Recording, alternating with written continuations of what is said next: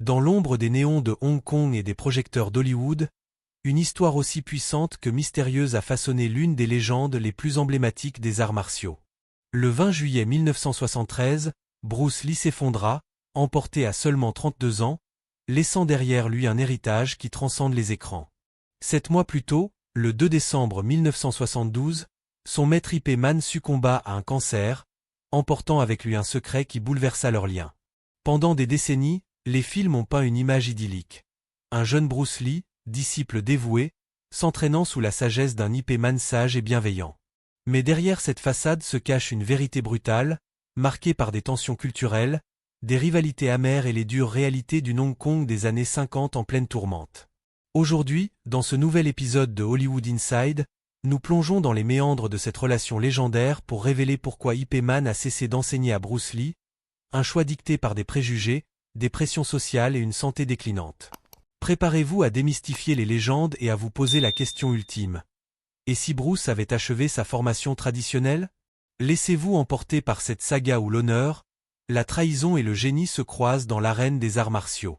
Le 20 juillet 1973, Bruce Lee s'effondra dans une chambre d'hôtel à Hong Kong, emporté à seulement 32 ans par un édème cérébral, un mystère médical qui hante encore les esprits. 7 mois plus tôt, le 2 décembre 1972, son maître Ip Man succombait à un cancer de la gorge, emportant avec lui une vérité longtemps tue. Pendant des décennies, Hollywood a célébré une légende. Celle d'un jeune Bruce Lee s'entraînant dans un temple secret sous la tutelle d'un maître éclairé, Ip Man, figure emblématique du Wing Chun. Des films comme Ip Man, 2008, et ses suites ont magnifié ce lien, montrant un apprentissage harmonieux menant à la gloire mondiale. Mais la réalité était bien plus sombre, marquée par des tensions culturelles, des rivalités féroces, et les dures réalités de Hong Kong dans les années 50. Avant sa mort, Ip Man a enfin admis pourquoi il avait cessé d'enseigner à Bruce Lee, révélant une histoire complexe qui dépasse les récits simplistes d'Hollywood. Dans cette vidéo, nous démystifions les légendes pour exposer les préjugés, les jalousies, et les pressions qui ont brisé ce duo légendaire. Rejoignez-nous pour découvrir cette vérité méconnue et demandez-vous. Que serait-il arrivé si Bruce avait achevé sa formation traditionnelle? Bruce Lee, de son vrai nom Lee Jun-fan, naquit le 27 novembre 1940 à San Francisco, en Californie, au sein d'une famille chinoise immigrée. Son père, Lee Hua-chuan, était un acteur d'opéra cantonais renommé, et sa mère, Grace Oh, issue d'une lignée mixte avec des origines européennes, probablement allemandes ou Dutch-Jewish, qui deviendrait plus tard une source de controverse. Bien que né aux États-Unis, Bruce passa la majeure partie de son enfance à Hong Kong, où la famille s'installa peu après sa naissance.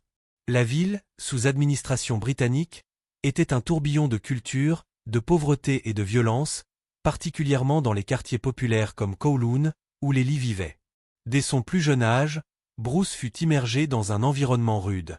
À 4 ans, il joua dans son premier film, Golden Gate Girl, sous la direction de son père, mais ce fut les rues de Hong Kong qui forgèrent son caractère combatif.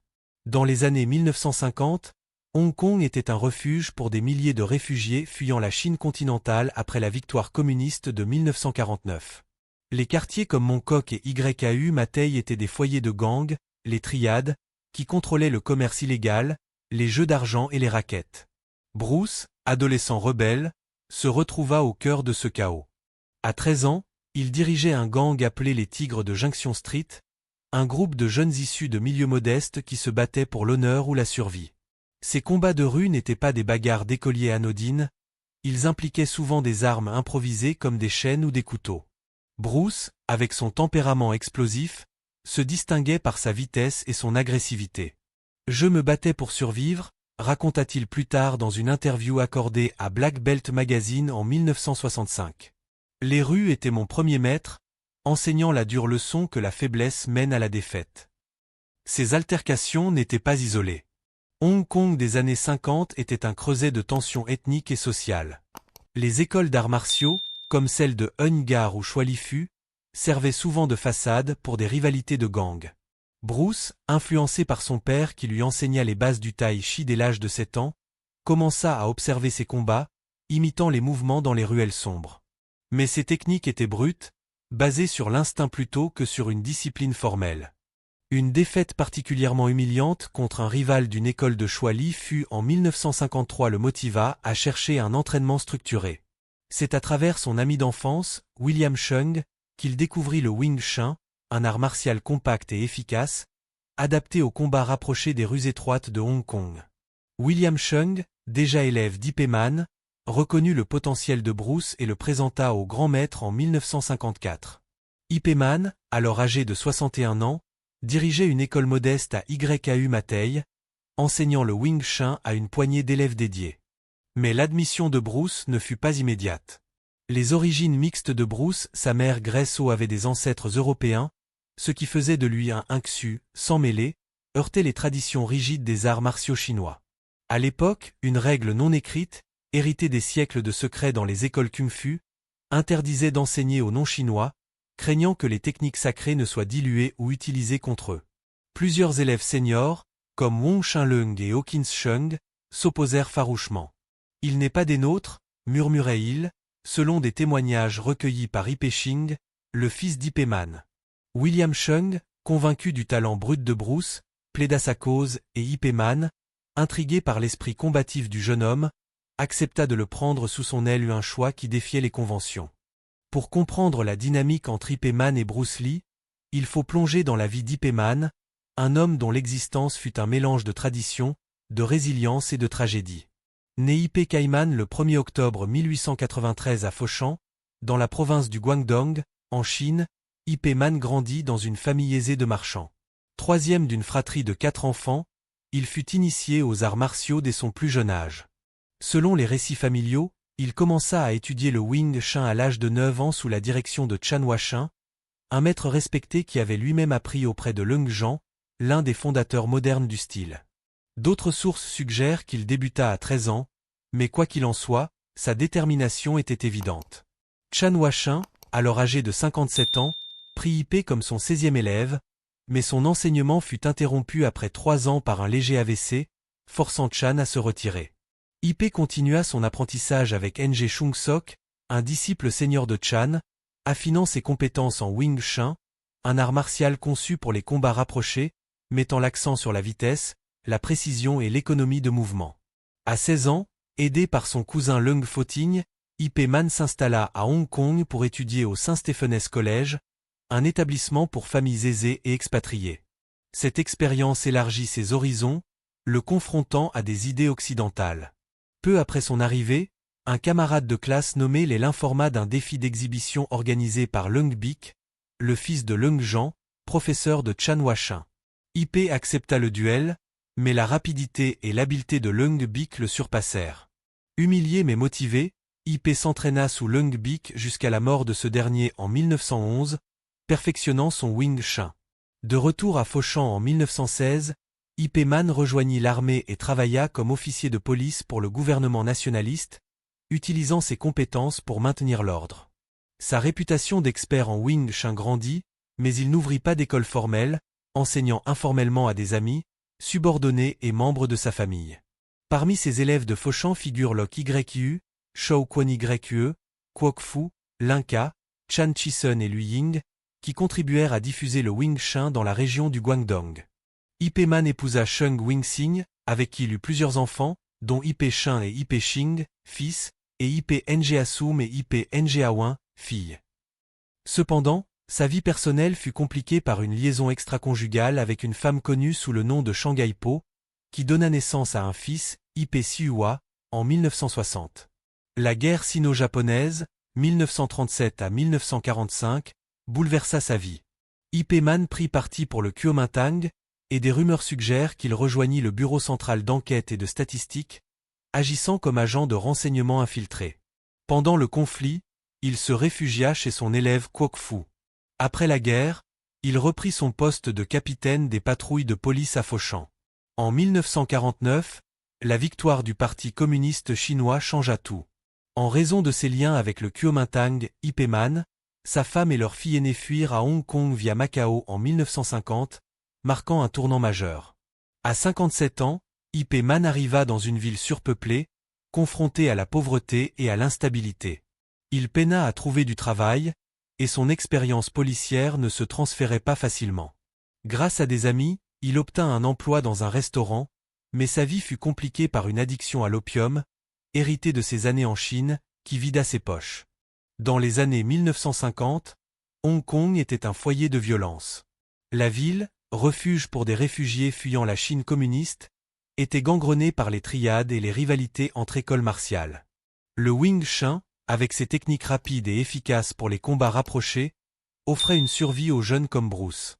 Ip Man, pour subvenir à ses besoins et à son addiction, commença à enseigner le Wing Chun de manière ouverte, rompant avec la tradition secrète. Ses premiers élèves étaient des membres démunis de l'association des travailleurs des restaurants et des jeunes hommes des rues, attirés par sa charisme et la nécessité de se défendre. « Je leur enseigne pour qu'ils évitent les gangs », aurait-il dit à son fils Ip Chun. Ip Man déménagea son école plusieurs fois, d'abord à Castle Peak Road à Sham Shui Po, puis à Liteate Street à YKU Matei. Au milieu des années 1950, sa réputation attira des élèves plus aisés et éduqués. En 1967, avec des étudiants comme Wong Shinleung et Moi Yat, il fonda la Wing Tsun Athletic Association pour stabiliser ses finances, car l'opium drainait ses ressources. L'argent des frais servait à son habitude, raconta Duncan Leung, un élève. Parmi ses disciples figuraient Wong Shinleung, Lok Yu et Bruce Lee, chacun portant l'héritage d'Ip Man. En 1954, Bruce, alors 15 ans, fut présenté à Ip Man par William Chung. Malgré les résistances dues à ses origines mixtes, Ip Man l'accepta. L'entraînement commença par la posture de base, une épreuve de patience pour Bruce. Ip Man, rarely enseignant directement, délégua à Wong Shinleung, qui devint le mentor principal de Bruce. Wong, connu pour son pragmatisme forgé dans les combats de rue, influença Bruce profondément. Il m'a appris l'efficacité, déclara Bruce en 1965. Mais les tensions montèrent. L'ascension rapide de Bruce suscita la jalousie. Il surpassait les seniors, nota Hawkins Chung. Ses origines mixtes exacerbèrent les préjugés. Dans une communauté conservatrice, enseigner à un Xu était vu comme une trahison. Ip Man, affaibli par l'opium et un cancer naissant, faisait face à une pression immense. Sa santé déclinait, des années d'opium avaient miné son corps, et il souffrait d'un cancer du larynx diagnostiqué en 1968, mais les symptômes étaient déjà présents dans les années 1950. En 1958, Ip Man prit une décision déchirante, cesser l'enseignement direct à Bruce, le confiant à Wong Shinleung. La pression des traditionalistes, combinée à ma santé déclinante, ne m'a laissé d'autre choix, confia-t-il avant sa mort. Les préjugés contre les origines mixtes de Bruce, la jalousie des élèves, et les défis internes de l'école forcèrent ce compromis. Bruce devint un paria, entraîné séparément. Cette rupture, souvent attribuée à l'arrogance de Bruce, était plus complexe. Ip Man protégeait son héritage. En 1959, une altercation avec le fils d'un triade força les parents de Bruce à l'envoyer aux États-Unis. Avec $100, il arriva à Seattle, travaillant comme serveur et étudiant la philosophie. En 1961, il ouvrit le Jun Fan Gung Fu Institute, ouvert à tous, défiant les normes exclusives. En 1964, un duel avec Wong Jackman, contesté par la communauté chinoise pour avoir enseigné aux non-chinois, le motiva à créer le Jeet Kune Do en 1967, un art hybride basé sur l'efficacité. Ip Man mourut en 1972, laissant un héritage vivant. Son école forma des maîtres comme ses fils Ip Chun et Ip Ching, qui répandirent le Wing Chun. Bruce, influencé par Ip Man, révolutionna les arts martiaux. Sans cette rupture, peut-être aurait-il intégré plus de Wing Chun traditionnels. Mais elle le libéra, brisant les barrières raciales. Hollywood a romancé leur histoire, mais la vérité et préjugés, santé, pression révèlent une tragédie humaine. Partagez vos réflexions ci-dessous et rejoignez-nous pour explorer d'autres légendes. Comme les ombres s'étendent sur les ruelles de Kowloon et les plateaux d'Hollywood, l'histoire d'Ip Man et Bruce Lee reste gravée dans le marbre de la légende. Ip Man, parti en 1972, a laissé un héritage de discipline et de tradition, porté par ses fils Ip Chun et Ip Ching, tandis que Bruce, emporté en 1973, a brisé les barrières pour offrir au monde le Jeet Kune Do, un art universel né de sa rupture. Cette séparation, forgée par des préjugés raciaux, la jalousie des pères et la santé fragile d'Ip Man, n'était pas un rejet, mais un sacrifice pour préserver un héritage. Et si Bruce avait achevé sa formation? Peut-être aurait-il intégré plus de Wing Chun pur, ou peut-être cette distance fut-elle le catalyseur de sa révolution. Hollywood a embelli leurs liens, mais la vérité, une tragédie humaine mêlant gloire et douleur, résonne plus fort. Que pensez-vous de ce tournant décisif? Partagez vos réflexions ci-dessous et restez avec Hollywood Inside pour explorer d'autres mystères derrière les icônes qui ont marqué l'histoire. La caméra s'éteint, mais l'histoire continue.